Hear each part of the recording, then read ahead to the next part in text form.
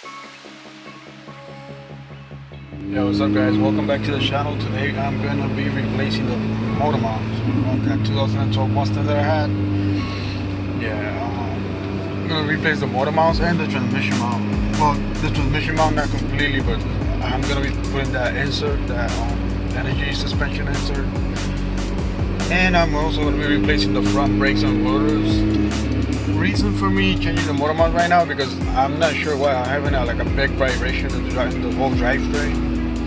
And it feels kind of weird because I thought it was the flywheel. The clutch was messed up when I bought the car, and the flywheel was actually bad because they have that dual mass flywheel. And I bought a new clutch kit from late model restoration.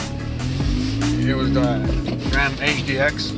It came with the flywheel, the single mass flywheel, the clutch, pressure plate, and the spacer for the hydraulic slave cylinder.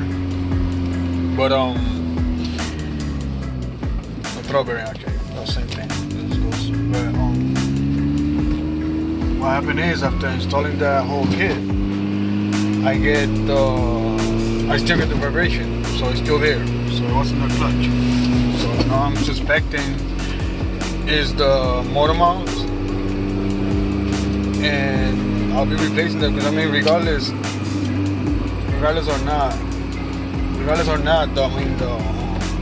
the car's a 2012. It already has 150,000 miles in it. So the motor mount should be worn out a little bit. So you can't replace it right now. Why not? They say it takes from 3 to 4 hours to get it replaced. We're gonna see how long it takes me. I'm gonna be working on that when I get back home now. I'm actually on my way to the post office right now. But we'll see how that goes, guys. I'll keep you guys updated. I'll see if I can get some videos of the process of putting the motor mounts and whatnot. But hopefully that solves the issue with the vibration, because honestly it doesn't really bother me because it's not horrible vibration. But if you want to have a smoother ride, obviously you try as much as you can to smooth it out. But if it fixes it, it fixes it. If not, I'll deal with it. The car right now, guys, we have a BMS suspension motor mount, energy suspension transmission mount insert, stop tech sport brakes from late model restoration. All these came from late model restoration actually. The front rotors are cross drill front rotors. I bought them because the other ones are like really bad. Like they have lines and rust everywhere on the rotor. I'm actually happy the car is not full of rust. It's actually super clean inside. Like on the bottom, if you look at the car, it's really clean.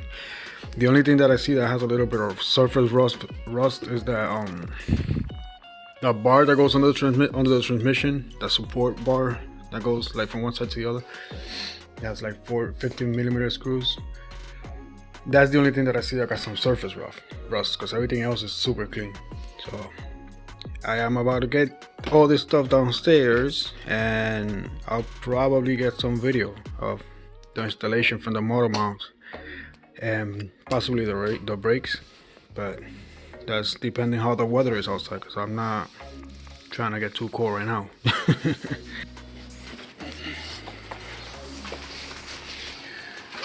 Well, here you have it, guys. I'm gonna be replacing the motor mounts, this one over here and the other one on the other side. I'm hoping that solves the vibration issue, but it's gonna take me a little longer due to the fact that when I put the transmission on, when I changed the clutch, I left 3 bolts out. I'm sure there's 3 bolts right there in the top. I don't know if you can see it in the camera.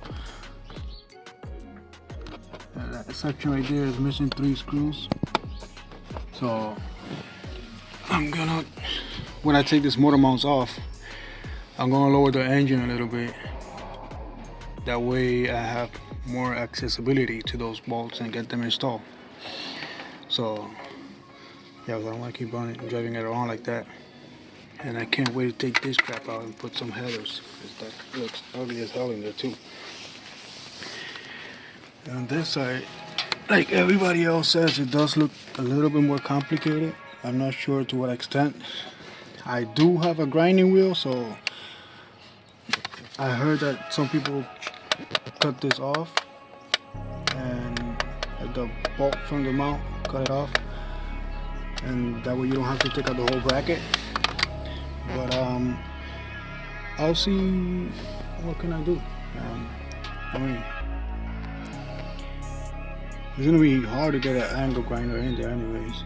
So I mean, I'll look at it. I'm gonna lift the car up, jack it up, and put it in the jack stands, and look at it from the bottom, see how more complicated or easier it is from the bottom.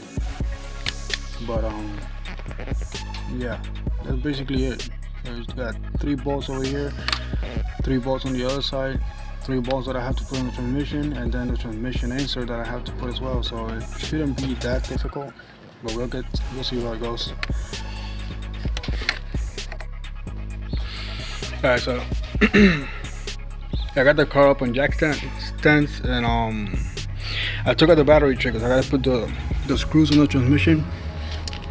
There's like one goes right here, and then like above it, one goes right there, and then the other one on the other side. So I have easy access to those screws right now, but I'll do them as soon as I take out the motor mount. They're already loose. All the screws are loose on the motor mount. The 150mm over here and 213, and then 115 over here and 213. They are ready to come out. And now I'm gonna support the engine from the oil pan with the jack. So gonna get me 2 pieces of wood, because I don't want to make a hole in the damn oil pan. That's the last thing I need right now. Okay, well, what I decided to do to get that mount out, instead of taking out that whole bracket, I use this strap. This is a small disc, so it'll fit. I managed to get it through here and lined it up right here, and I cut the bolt. So now, since I'm not using that mount anymore anyways, I can just lift the motor and get this mount out of here. So let's see how that goes real quick. Let me put this camera somewhere around here. It might fall by the time I come back.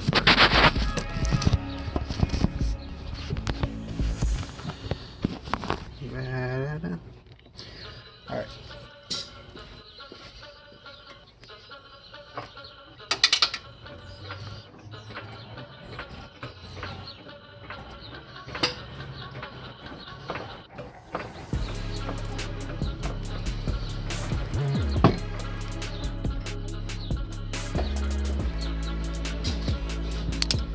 Let's see. And voila.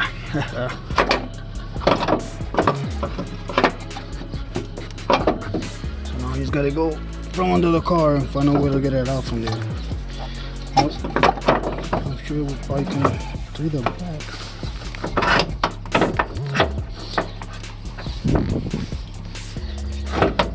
If anything, I may have to loosen up this cable right here so you can just slide it out through there. But yeah, that works. Taking out that saves a lot of time for taking out that freaking bolt.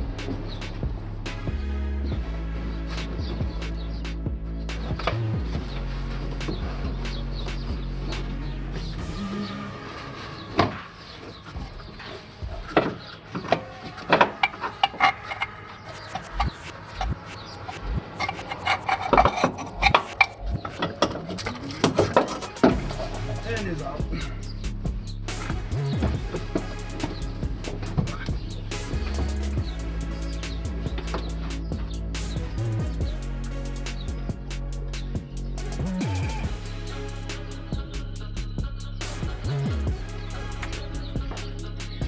Yeah, so this motor mount was bad. The fluid that it had is coming out from the bottom. It don't look that bad on top, but the fluid is actually coming out from the bottom. I don't know if this is like the other cars that, yeah. Yeah. Well, here's the other side. Same deal. I'm just gonna use the angle grinder and just cut that bolt out, lift up the motor, and get that thing out.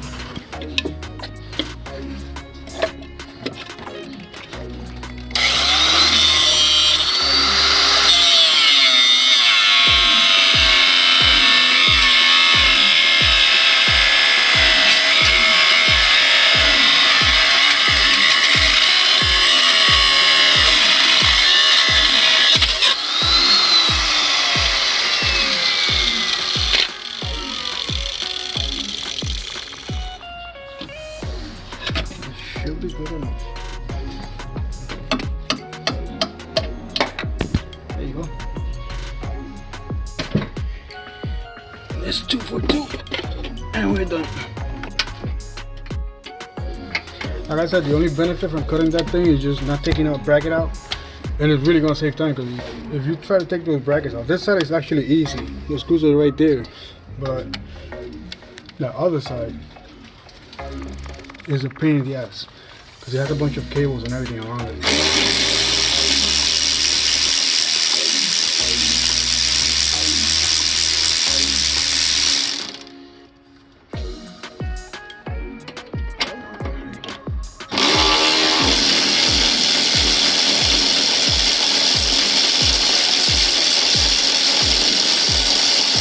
I bottom up, but there is no space to put the bolt after you put them out. So regardless, you have to try to find a way to squeeze them on in with the bolt, and then try to figure out how to adjust it and keeping the bolt from moving at the bottom, from spinning. So what I did on this side right now, so when I get them both in at the same time, I put them all in, and I put the nut on top just to hold it in place, and as you can see, it's loose. And I'm gonna do the same thing on the other side. Then once they're in, then I'm gonna lower it so I can put the 13mm bolts in here, and then try to see if I could adjust it with the impact wrench, or with the, not the impact wrench, with the electric ratchet. And if it spins, then I'll have to figure out how to hold it from down here, and then just spin it from the side. It shouldn't be that difficult though, but it would have been better if you get the other mounts, because they have some other ones that have the bottom over here is like an Allen bolt, and it's already in there. It won't come out. So all you have to do is put the motor, lower the motor onto here, and then just screw another bolt from the top to the bottom. But I mean, it's still not complicated at all. And if you do it the way I did it, that you cut that bolt with the angle grinder, honestly I would have been done already. The only reason it took me a little bit of time because I was putting the bolts over here in the transmission. I already put them on, so now I'm getting the mounts in. So the motor mounts are in. It's kind of dark to see, but let me get the light. So the motor mounts are in, they're torqued up already, and like I said, it took less than an hour to put the motor mounts. So if you do it by grinding out that bolt, you'll save yourself a heck of a lot of time. So keep that in mind. Both sides are done, driver and passenger side, and now I'm just gonna go and put the transmission mount insert. Well, I'm about to do the transmission insert now, but what I do notice is that I may need a new cross member for the transmission, because this one has a crack right here, and then it has another bigger crack over here. And I'm starting to wonder if this is actually part of my vibration. So yeah, I think that my vibration actually was the transmission mount, because right now you see this gap over here. This gap wasn't there. This was like all bent up, and this was actually touching that rubber, so there was no way I could have fit that insert that I have right now. I pried it up here with a flathead screwdriver. You see the little marks right there. But yeah, I think this was the cause of the vibration I had in the car. So hopefully, I mean, I'm still gonna probably get a new transmission mount, because I don't like how this thing looks. and I gotta get a new cross member because it's all like, due to this being twisted the way it was, it's all cracked around the area over here in the cross member. So we're gonna be installing this,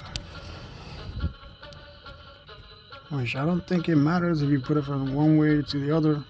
Either way, it's just gonna go in there. But I'm gonna put it from this way. It didn't bring no grease or anything, so I'm hoping there's not gonna be a pain in the ass just because of that. But we'll see what happens. Let me pause the video real quick because I can't do it with one hand, especially with no grease. Okay, so it was a pain in the ass to get in there because this thing was flattened out over here. Like, well, not flattened out, it was actually like bent. So I did end up putting some grease on the mount, on the insert, and then just using this crap, like from this side, you can hold it like grip like this, and well, the vibration still seems to be there. Like, now it's more noticeable actually because of solid mount. I'm just like thinking, what the hell could it be? It's like a fluttering kind of sound, but it's definitely some kind of like, I know it's not in the transmission because it does it even if you're in neutral and you rev it. I don't know if you could hear it in the video, but it does it like as soon as you rev it, you feel that vibration. Like something's not balanced in the motor, but I'm not like, I can't be the flywheel until the flywheel is new, and it was doing it before I put the new flywheel as well. I don't know if you hear it on the video. I don't know. Maybe they're like that, or maybe it's just me being picky with it. But I don't know. I kind of hear it and feel it. Like this kind of stuff never bothered me in a car because I always have an issue with the cars. Cars are not perfect, but feeling this vibration that I never felt before in a car, even the Mustangs, I own already a few of them, and this is the first time that I feel that. So I'm kind of worried. Unless it could be a harmonic balancer or something like that. I'll probably check that out later on, but for now it's gonna have to stay like this, and I'll keep looking through it and see what I can find. But I'll keep you guys updated.